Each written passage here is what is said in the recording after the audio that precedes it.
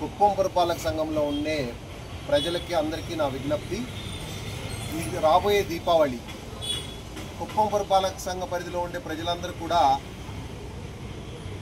పర్యావరణానికి ఇబ్బంది లేకుండా క్రాకర్స్ కాకుండా స్వచ్ఛ దీపావళి చేసుకోవాలని విజ్ఞప్తి చేస్తున్నాను. ఎందుకంటే పొల్యూషన్, ఈ పొగ వల్ల పొల్యూషన్ ఎక్కువగా వస్తుంది. ఈ సందేశం కుప్పం పురపాలక సంఘ పరిధిలో ఉండే ప్రజలందరూ కూడా పాటించాలా.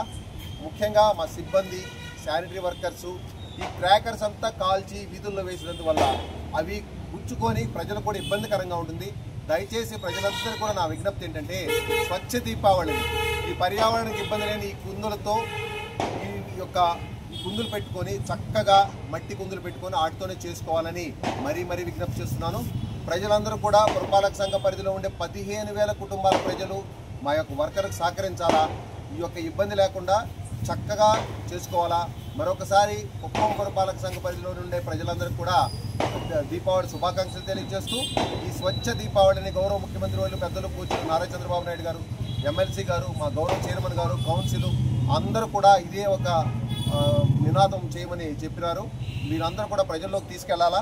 వీలైనంత వరకు పర్యావరణానికి ఇబ్బంది లేని వాటిని మాత్రమే కాల్చుకోవాలా. ఎలాంటి క్రాకర్సు, ఇబ్బందికరమైన పొగలు చేయకూడదు. స్వచ్ఛ దీపావళి మేము ఇప్పుడు ఎలా చేస్తున్నామో ఇలా చేసుకున్నా కూడా సింబాలిక్గా చాలా బాగుంటుంది.